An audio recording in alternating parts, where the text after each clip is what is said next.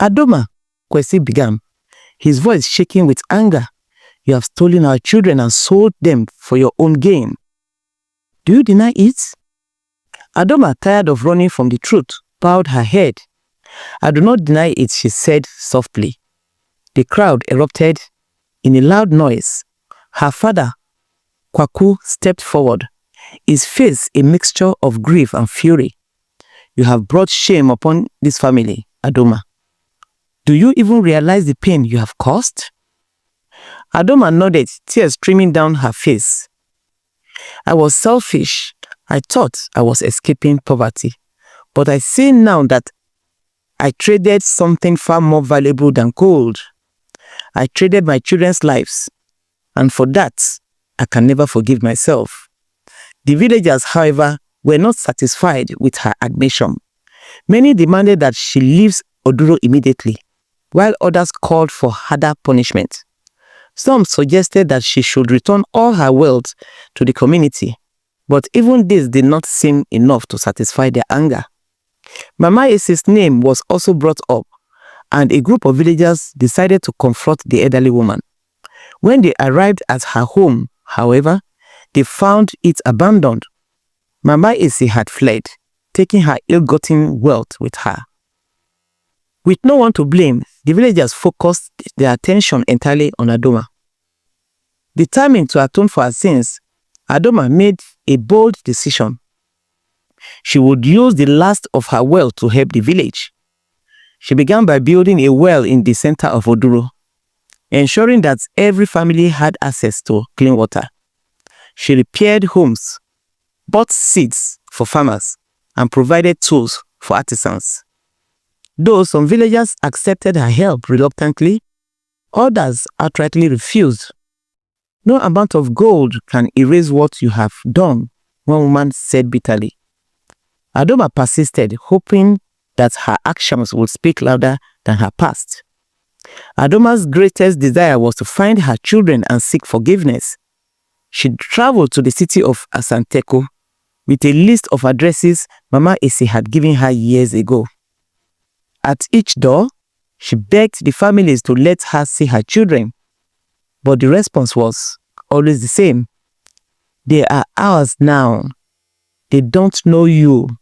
You gave them away. One family allowed her to see a boy she had sold years earlier. Now a young man, he looked at her with curiosity, but no recognition. Adoma wept, realizing that she had become a stranger to her own flesh and blood. Adoma's journey to find her children began with a mixture of hope and dread. She carried the list of addresses Mama Esi had given her. Though the ink had faded over time, each name on the list represented a part of her past she desperately wanted to reclaim, yet feared confronting. Her first stop was the bustling city of Asanteko, where she had sold many of her children to wealthy families. The city's grandeur was overwhelming, but Adoma was too focused on her mission to be distracted. The first address led her to a sprawling estate owned by a merchant family. Adoma hesitated at the gates, her heart pounding. After mustering the courage to knock, a servant answered. I have come to speak to the master of the house, Adoma said, her voice trembling. When the merchant appeared, Adoma explained who she was and why she had come. His face darkened as he spoke. You dare come here after all these years? He said angrily. The boy you sold to us is our son now. He knows nothing of you, and we intend to keep it that way. Leave at once. Adoma tried to plead, but the gate was slammed in her face. She stood there for a long time, tears streaming down her cheeks, before moving on to the next address. The second address brought her to a modest home in a quieter part of the city. A woman answered the door, her face softening as Adoma explained her purpose. I understand your pain, the woman said, gently. But the child we adopted is ours now. We have raised her, loved her, and given her a life you couldn't. She doesn't need the confusion of knowing where she comes from. The woman's words, though kind, were a dagger to Adoma's heart. She thanked the woman and left, feeling the weight of her decisions grow heavier with each step. At the third address, a middle-aged man allowed her to see the child, a boy who was now a teenager. Adoma's heart swelled as she watched him from a distance. His strong features and confident demeanor reminding her of the man who had fathered him. When the boy approached, he looked at Adoma with curiosity. "Who is this woman?" he asked. "She is someone who knew you as a baby," the man replied carefully. Adoma longed to embrace the boy, to tell him the truth, but she knew it would do more harm than good. She left without revealing her identity, though the image of his face stayed with her. When Adoma returned to Duro, her failure to reclaim her children left her feeling more isolated than ever. The men who had fathered her children were among the hardest to win over. Kwesi, who had been the first to confront her, remained bitter. "You took my child and sold her like a sack of grain," he said one day. "How can you forgive yourself?" "I don't expect forgiveness," Adoma replied. "I only hope to show you that I regret what I have done." Kwame, on the other hand, began to see her differently. "You have changed, Adoma," he admitted one evening, "but it doesn't erase the pain you have caused." Adoma nodded. "I know. All I can do is try to make things right, even if it's too late for me." Though Adoma's relationship with the villagers remained strained, her consistent effort began to leave a mark. One day, a young girl approached Adoma while she was planting trees near the edge of the village. "Why do you work so hard?" the girl asked. Adoma smiled sadly. "Because I want to leave something good behind, even if it's small." After her return from Asanteko, the rejection she faced from her children's adopted families and the disdain of her community left her deeply humbled. One day, a boy named Kojo, who was known for being mischievous, approached Adoma with a question. "Why do you help us?" Kojo asked Adoma bluntly. Adoma knelt to his level and looked him in the eyes. "Because I want to have the opportunity I threw away. Learn this skill, Kojo, and you will never have to make the mistakes I made." Kojo's parents, seeing the change in their son, thanked Adoma. "Perhaps there is hope for you yet," they said. The most difficult relationship for Adoma to mend was with her father, Kwaku. He had refused to speak to her since her mother's death. His grief and anger forming an impenetrable wall between them. One evening, Adoma found him sitting alone by the town hall. She approached him cautiously, carrying a small pot of stew she had prepared. "Papa," she said softly, "may I sit with you?" Kwaku didn't respond, but he didn't send her away either. She sat beside him and placed the pot between them. "I can never undo the pain I have caused you," she began. "But I want you to know that I am trying to change. I want to honor Mama's memory by helping this village." Kwaku remained silent for a long time before finally speaking. "Your mother believed in forgiveness," he said. "Perhaps it's time I learned to do the same." Though their relationship was far from healed, this moment marked the beginning of a fragile reconciliation. Adoma's greatest breakthrough came when she received a letter from one of the families who had adopted her children. The letter, written by a woman named Efua, expressed curiosity about Adoma's life and offered an opportunity to meet the child she had sold years ago, a girl named Ama, now a young woman. Adoma traveled to Efua's house, her heart pounding with anticipation. When she arrived, she was greeted warmly but cautiously. Ama, who had been told the truth about her origin, stood in the doorway, her expression unreadable. I don't know what to say, Adoma admitted, tears streaming down her face. I have dreamt of this moment, but I never thought it would come. Amma stepped forward, her eyes searching Adoma's face. Why did you give me away? She asked. Adoma took a deep breath. I was scared, Amma. I didn't know how to be a mother, and I thought I was giving you a better life. But I see now that I was wrong. I hope you can forgive me one day. Amma didn't respond immediately, but as the days passed, she and Adoma began to talk. They shared stories, laughter, and tears, slowly building a connection that had been lost for so long.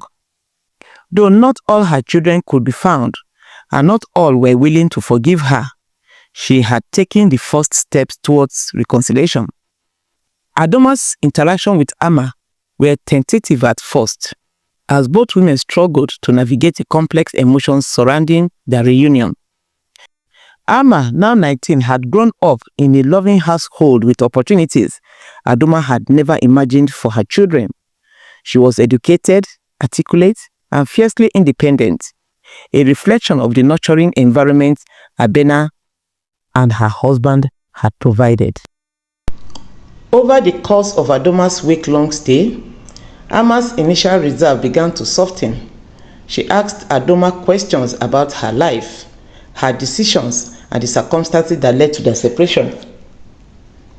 Did you ever think about me?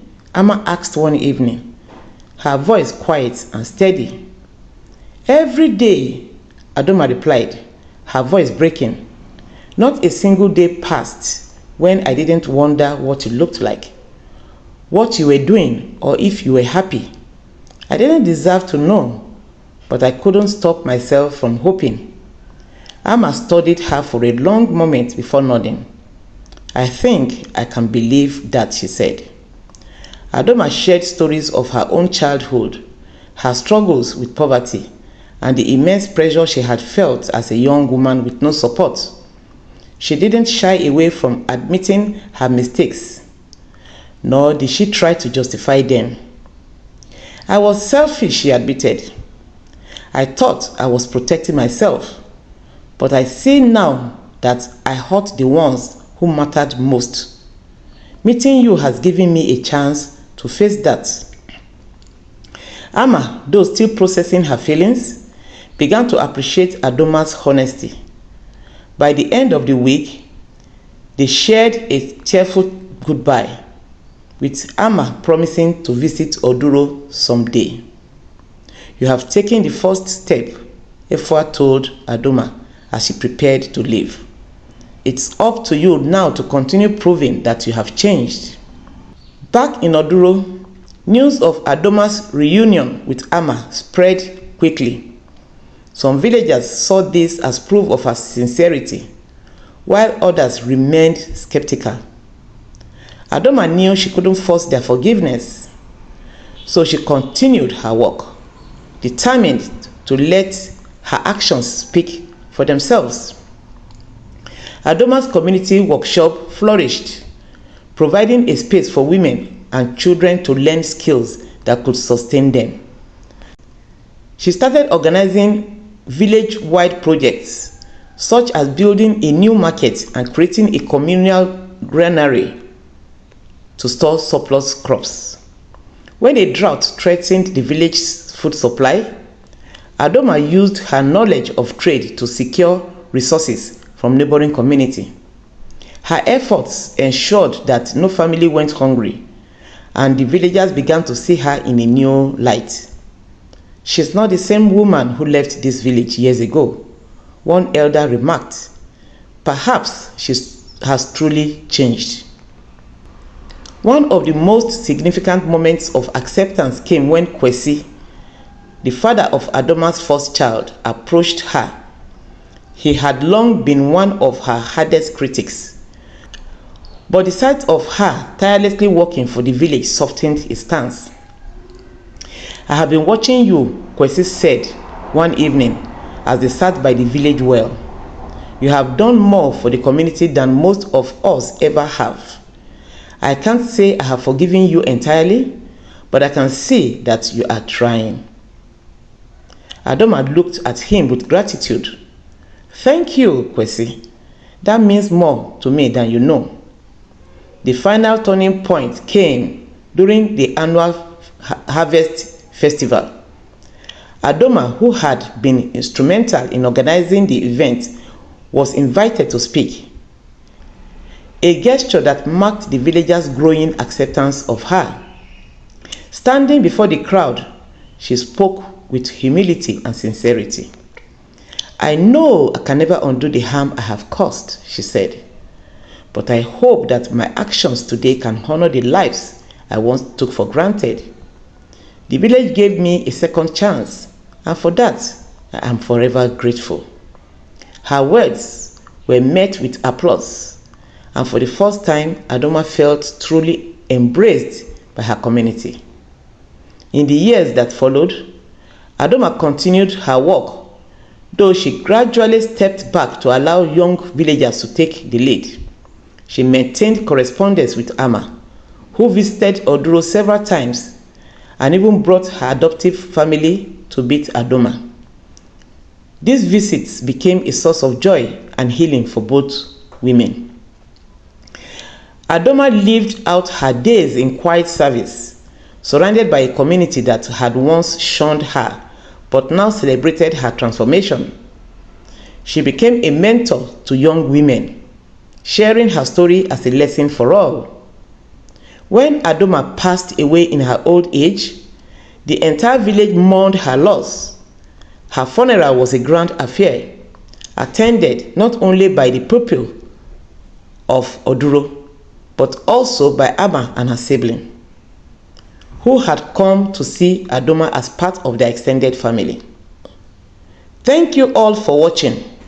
If you enjoyed the whole part of this beautiful story, please drop a like and comment on your favorite part of the video, and do well to subscribe to my channel, Folktale by Queen Mother, so you won't miss out on our next story. Also, share the story with your friends and family. It's been a long way getting here, and I really appreciate all of you who watched this story to the end. Do have a lovely day. Thank you.